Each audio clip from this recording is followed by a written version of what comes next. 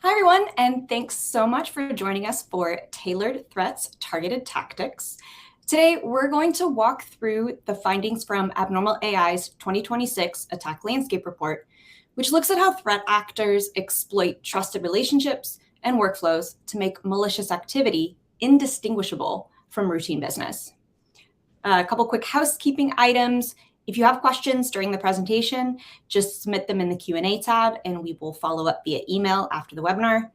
Be sure to check out the attachments tab for downloadable resources. And finally, this session will be available on demand shortly after it concludes, so just keep an eye out for the email. Now, a lot of the time, email attacks are talked about as if they're purely a numbers game.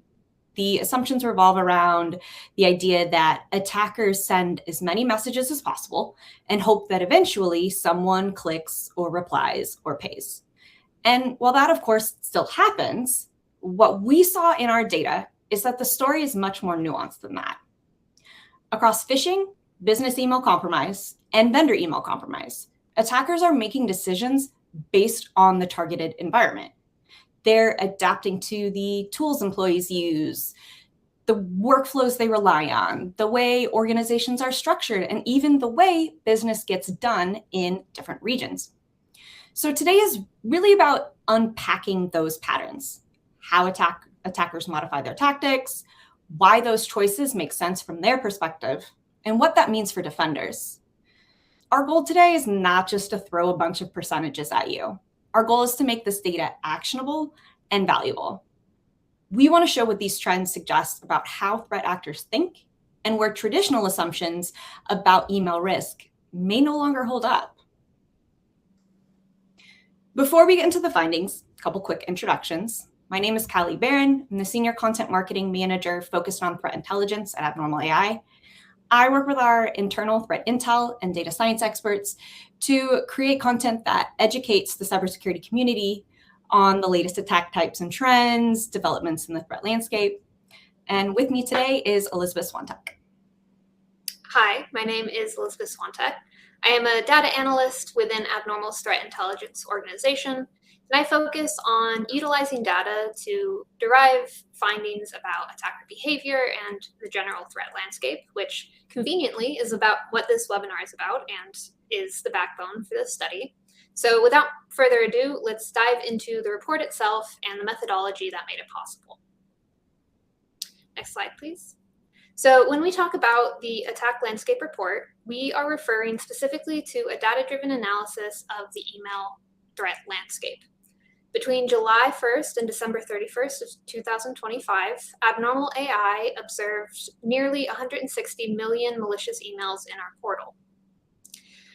For this study, we wanted to focus specifically on emails with the highest risk. So we intentionally excluded spam, gray mail, and other unwanted mail that, while annoying, isn't outwardly malicious.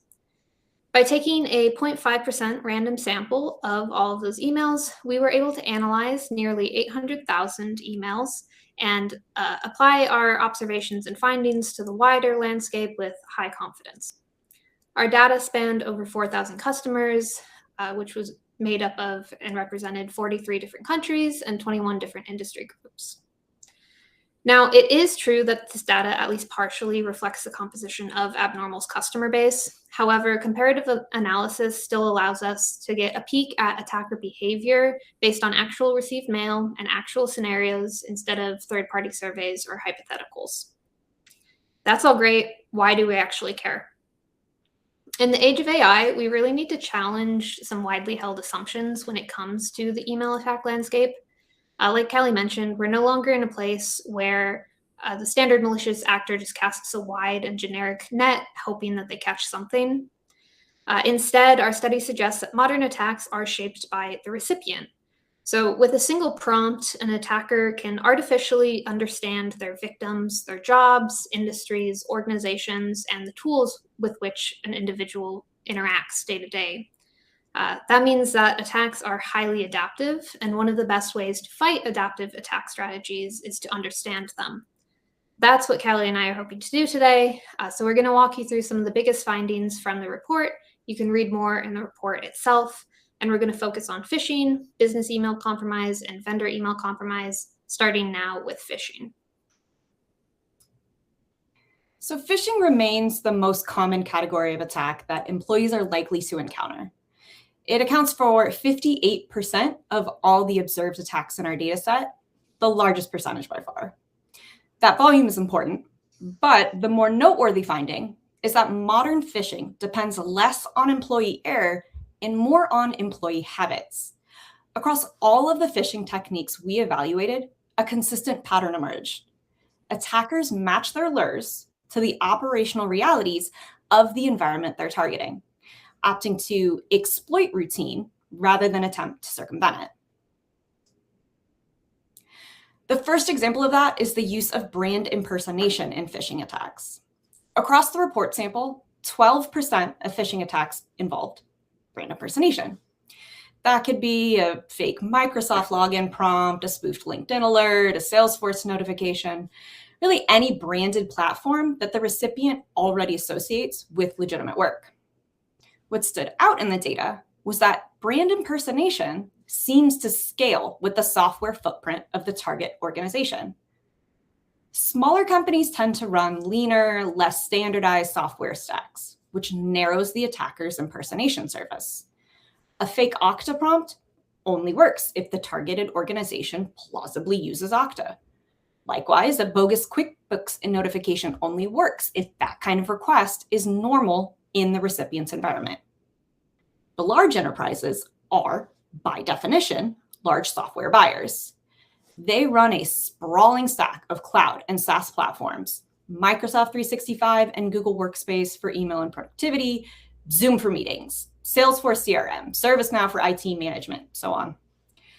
That variety makes the organization productive. It simplifies cross-departmental collaboration, it enables more scalable operations, but it also gives attackers a greater number of known brands to believably impersonate. A message from one of these brands is instantly recognizable and, absent any glaring errors, which modern phishing emails tend not to contain, it's inherently trusted. So it makes sense that the largest organizations had the highest rate of impersonation in phishing attacks, about 35% higher than the sample average. Essentially, the broader the software stack, the more opportunities for attackers. The industry data reinforces that point. Hospitality had the highest rate of brand impersonation in phishing attacks of any industry at 24%, more than double the sample average. Again, that pattern is logical. The hospitality industry relies heavily on branded third-party platforms. For example, reservation and booking systems, point of sale and payment processors, staff scheduling, communication tools. This creates a target-rich environment for brand impersonation, in which a convincing fake notification from Booking.com or Square is less likely to raise any red flags.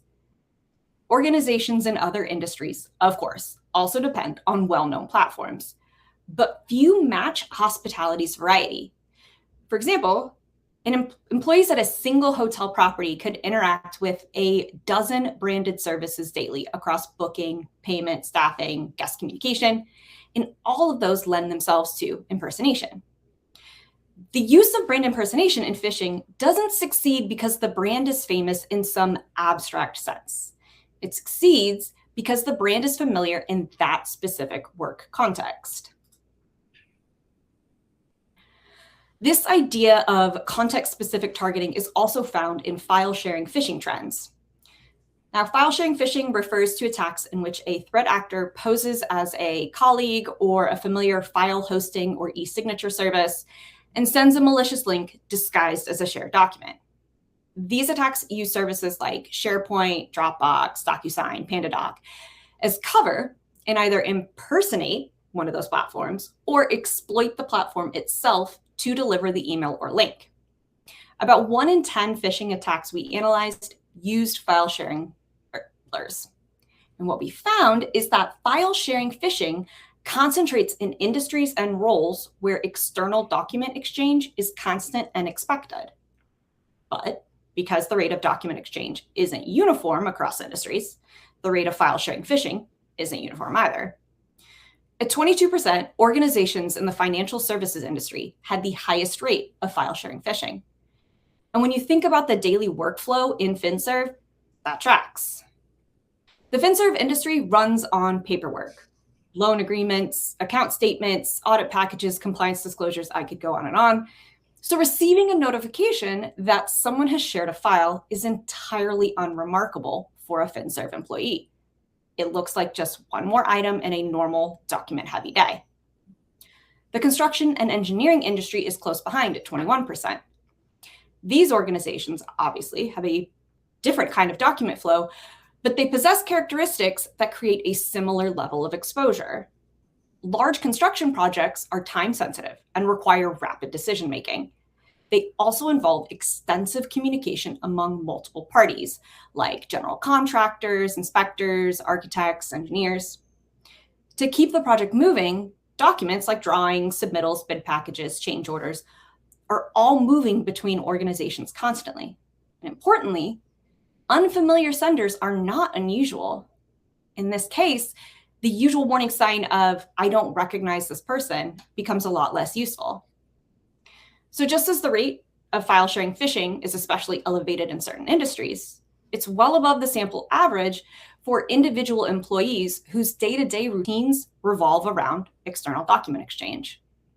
Finance and accounting professionals lead at 25%, followed by employees in legal and compliance roles at 21%.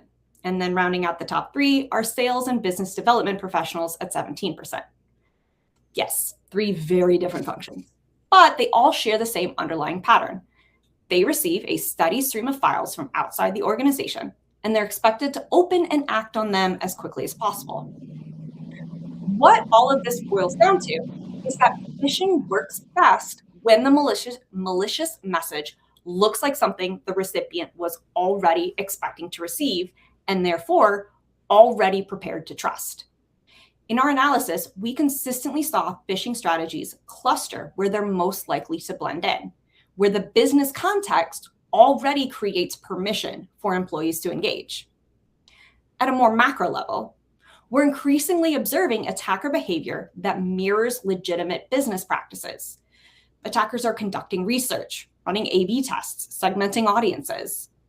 They're taking the time to understand the structures, workflows, and relationships that define how an organization operates, and then leveraging that information to send email attacks that, as far as the targets are concerned, are essentially identical to real communications. And the shift is particularly evident within business email compromise. In our data set, business email compromise represented roughly 11% of attacks by volume, a fraction of phishings. But that comparison kind of understates the threat. While BEC attacks are lower in volume, the damage per successful attack is far greater, with the average BEC incident costing a business more than $123,000, according to the FBI IC3. BEC is also where the idea of attacker adaptation becomes especially clear, because these attacks rely heavily on context. The attacker has to choose who to impersonate, what kind of request to make, who to send it to, and what level of detail is needed to make the message feel believable. We're going to first focus on the 39% of BEC that exploits trust within the target organization itself, what we call internal impersonation BEC.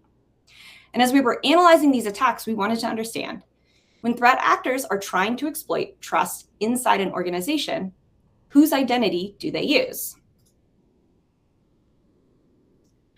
When we talk about business email compromise, there's a tendency to picture one particular scenario: someone pretending to be an executive, asking for money or gift cards. And attackers absolutely still use that strategy. But when we dug into internal impersonation BEC attacks, the data showed a much broader set of tactics, with each category representing a different kind of trust threat actors are trying to borrow. The largest category is employee impersonation at 45%. These are attacks that use the identity of a named non-executive colleague. The credibility here comes from familiarity. A message from someone who appears to be a coworker may feel less suspicious than one from an executive because it fits into the normal back and forth of the workday. It likely doesn't have the same aura of authority as a request purportedly from the CEO, but in many environments, that's actually better for the attacker because it makes the message feel like routine communication. Behind employee impersonation is generic internal impersonation, which was observed in 37% of these attacks. These borrow authority from a function or a department, such as IT, HR, payroll, finance. A password reset, a benefits notice, a payroll update, an MFA prompt. All of these are the kinds of messages that people are conditioned to act on quickly without scrutinizing who actually sent them. These attacks show that threat actors don't always need a real individual identity to exploit. Sometimes they just need a known department and a request that matches the recipient's expectations. VIP impersonation, which, as I just mentioned, is the category most people associate with BEC, accounts for just 8.4% of internal impersonation BEC. Of course, that by no means it's irrelevant. It just means it's only one version of the problem. Attackers aren't always choosing to pose as the highest ranking person they can. They're choosing the identity that makes the request feel the most plausible to the target. Finally, there's lateral BEC, which accounts for about 10% of internal impersonation BEC. But unlike every other BEC tactic we've covered so far, the attacker isn't spoofing a sender or using a lookalike address. They're operating from a compromised account belonging to a real employee. The message comes from a legitimate internal address. It passes authentication checks, and it carries the implicit trust that employees extend to emails from known coworkers. That makes lateral BEC harder to detect by design. So the takeaway with this is that BEC is a multifaceted set of trust-based tactics. It's not a single CEO fraud playbook. And what becomes especially interesting is that that mix of tactics changes as organizations grow. The identities that are most useful to impersonate in a 500-person company aren't necessarily the same identities that work in a 50,000-person enterprise. That shift is one of the clearest examples of how organizational structure shapes attacker behavior. And that's where org size data becomes really useful. It shows that BEC doesn't just scale up as companies get bigger, it actually changes shape entirely.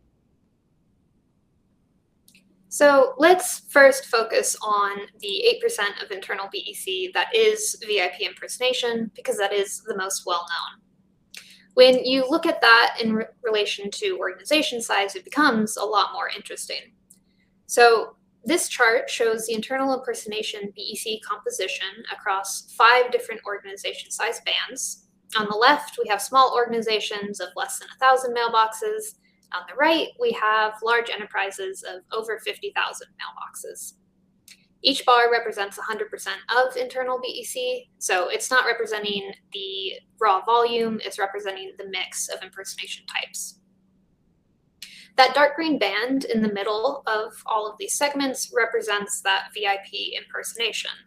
And what we see is that as organization size increases, the prevalence of VIP impersonation in internal BEC actually decreases. And that makes a lot of sense when you think about it. In a small organization, the CEO or a VIP is likely a known entity. It's pretty reasonable and expected that they would interact with the majority of their employees, or at least a good proportion of them. They might be involved in the day-to-day operations, whether that be engineering or payment pipelines, and you could reasonably expect that there is some working relationship there. However, when you scale up to an organization of thousands or tens of thousands of employees, that's not the case anymore. A CEO or VIP interacts with a lot less surface area of employees proportionally. Instead, they interact with their immediate group and act through that group.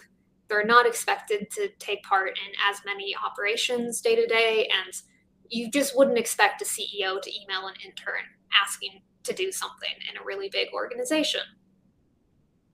It's also true that in larger organizations, it tends to be a known red flag VIP impersonation. That's what you look out for in email attacks. So that's kind of something that attackers might stray away from. One thing that is pretty interesting that we found when we looked at VIP impersonation is that in bigger organizations specifically, more and more often, these email attacks were landing in other executive inboxes. In that way, attackers aren't utilizing the VIP to employee lore. Instead, they're utilizing and exploiting a colleague-to-colleague relationship that Callie explained a few minutes ago. So all that is to say, attackers aren't insisting on impersonating a CEO for the sake of being a CEO. They're picking whichever persona makes sense given the way that an organization of that size runs. If VIP impersonation decreases as size increases, what is picking up the slack? A lot of it is that employee impersonation, so that colleague-to-colleague attack. But we also have that light green band at the top of all of these segments, which represent that lateral impersonation. So those legitimately compromised internal accounts. In small organizations, we see lateral BEC less than 1% of the makeup. However, in large enterprises, that bumps all the way up to 23%. That also probably comes down to surface area. In larger organizations, there are more mailboxes, more shared structures, shared credentials, and third-party integrations, which just means more entry points for compromise, and more surface area for a compromise to spread. If you have more mailboxes to attack internally, why not do that? It's also true that higher mailbox count generally means more incoming emails, which makes it a lot easier to hide a single malicious email. So as we move to the next slide, we're going to start to dive into some of the other findings around a subset of BEC that we haven't talked about yet. This has all been internal impersonation. We're going to move more onto that external impersonation BEC, which we refer to as vendor email compromise. So vendor email compromise, or VEC, utilizes those external impersonations, as I mentioned. This is very common and expected in all organizations. Communication with supply chains, outside vendors, and business partners is expected and usually pretty complex, which means it's an easy breeding ground for malicious messages that exploit organization infrastructure. Let's first back up before we get too deep into VEC, or vendor email compromise, and focus on the entire scope of business email compromise. We just focused on this internal impersonation, and now we're moving external. And that external actually makes up about 60% of the business email compromise that we analyzed. That vendor email compromise was broken into two different types: standard VEC, or vendor fraud, as I'll call it, and high-risk vendor fraud. Now, high risk is just referring to the analytical depth that we had in the study. It's not referring to severity, and I'll get to that in a few minutes. So what we were finding is that external vendors and external partners were being exploited more than internal parties when it came to business email compromise. But that wasn't standard across everything. When we looked at shared mailboxes specifically, we found that about 80% of the volume getting received by shared mailboxes were utilizing vendor fraud pretexts. Now, these shared mailboxes are the accounts that have pretty simple names like accounts payable, invoices, payroll, at customer domain. And it makes sense that these get attacked. They are publicly discoverable. A lot of these are listed on company websites. A lot of times the names are just easy to guess.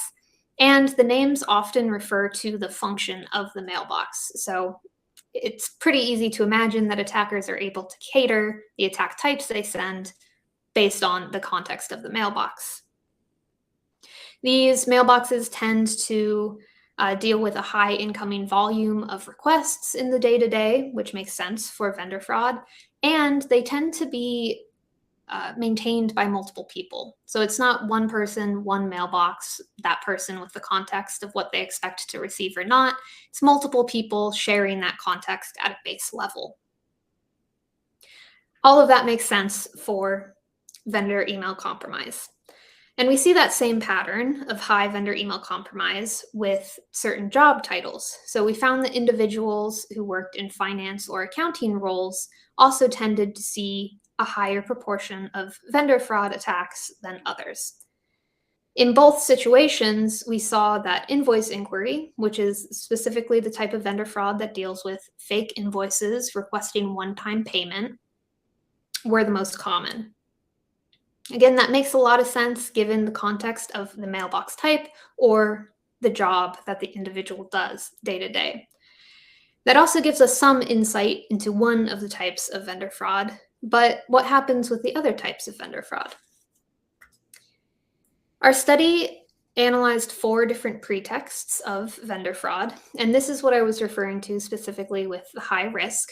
These were messages that had enough analytical depth that we could analyze pretexts, and this came from its own sample of over 18,000 messages.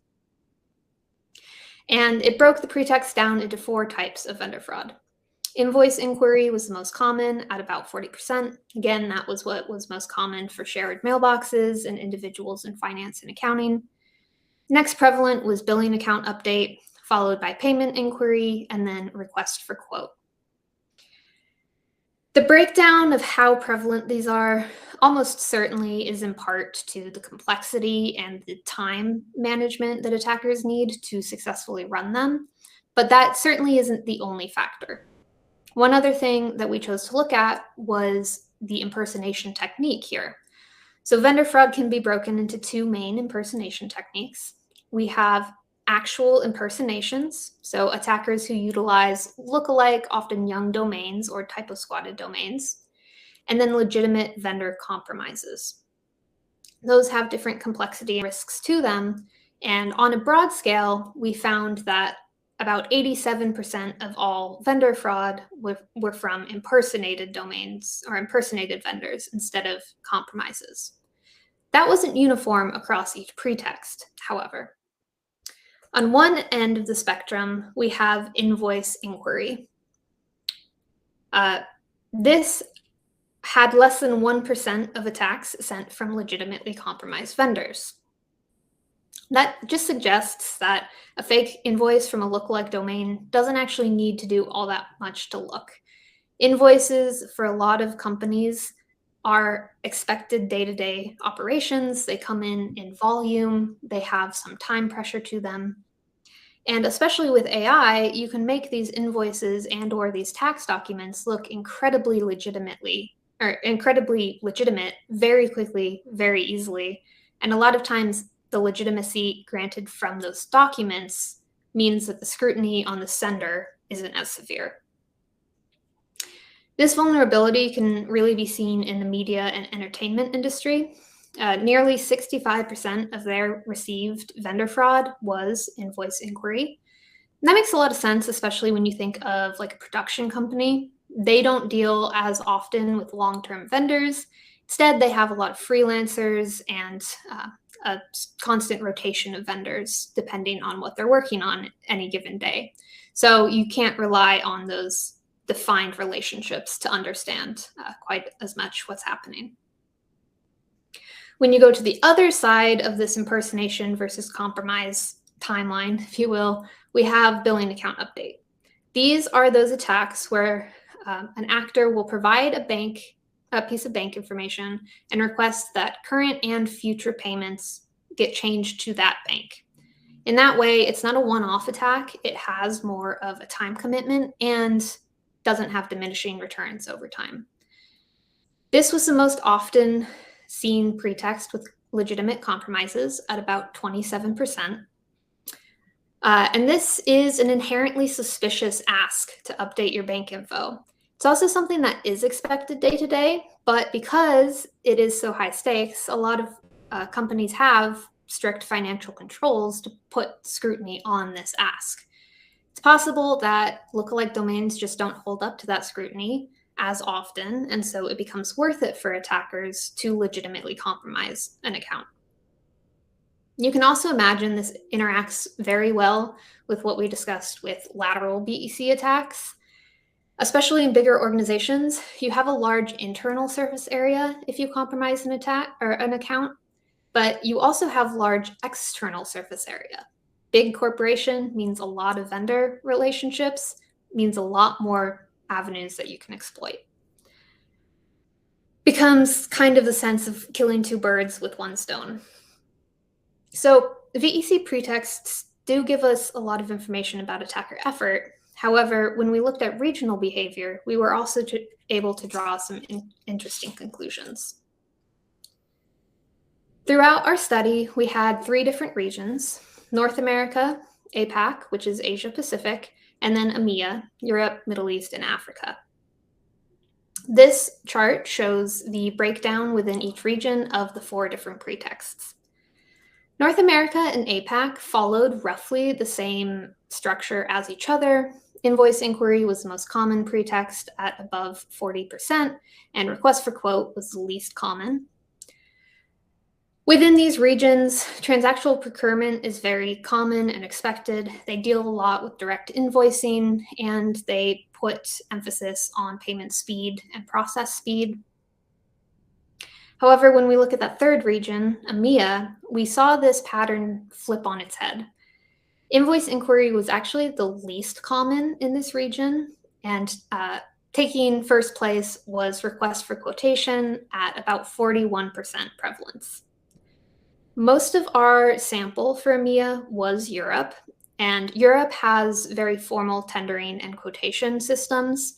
That is a very expected and commonplace way to start business in Europe versus the other regions, which means it's a much easier avenue for attackers to blend into and comes as the default entry space if they want to host vendor fraud attacks. It's also true that in Europe, they tend to have stricter invoicing laws and rules, so that could be why invoice inquiry is less common in that region.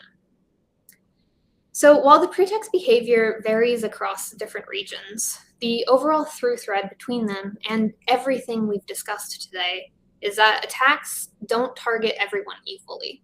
The behaviors going into attacks of different types and strategies suggests that threat actors are deliberately matching the lead tactic to the recipient context, whether it be the region they're based, the organization size, their job role, their industry, or a combination of all. So, just double clicking on that. What this report shows over and over is that attackers aren't just sending generic malicious emails at random. They're studying the operating environment around the recipient. They're looking at which tools are trusted, which workflows inherently create urgency, which identities intrinsically carry credibility, and which business processes can be exploited without raising any red flags. That means the difference between malicious and normal is often not obvious from the message alone, because these threats are designed to blend in with how a company already works. Defenders should also stop thinking about risk as evenly distributed across the organization, because one-size-fits-all controls create security gaps. The report emphasizes that attackers often adapt their tactics not just to an organization's overall operational profile, but down to an individual employee's role. And if defenses are built around a static idea of what the organization thinks an attack looks like, they're going to miss threats that are designed to look genuine in a specific environment. For the highest risk requests, especially payment routing changes, new vendor bank details, overdue invoice follow-ups, or any messages that appear to reference prior approvals, organizations need to require higher scrutiny. So this includes things like out-of-band verification through a phone number on file or on a vendor's website, not the phone number provided in the email. Separation of duties so that the same person can't both update vendor banking details and then approve the next payment.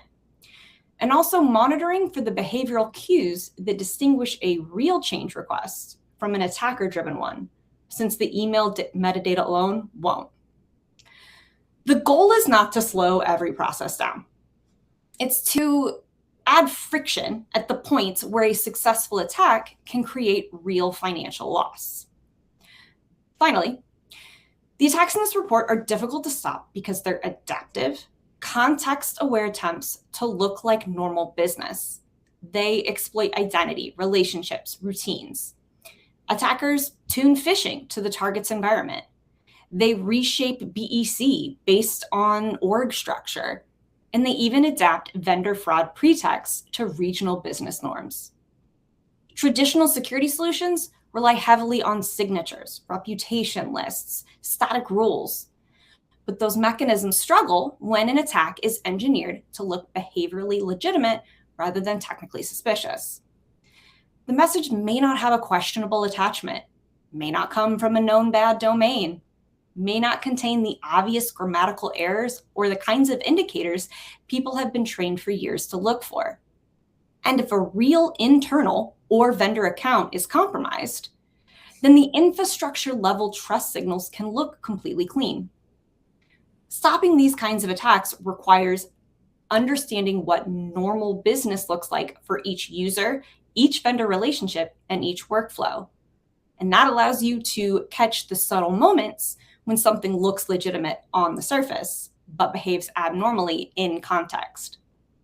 The more closely an attack mirrors everyday work, the more important that behavioral context becomes to stopping it before someone clicks or replies or pays.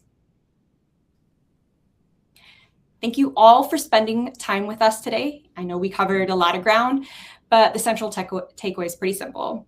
Modern email attacks are increasingly shaped by the environments they target.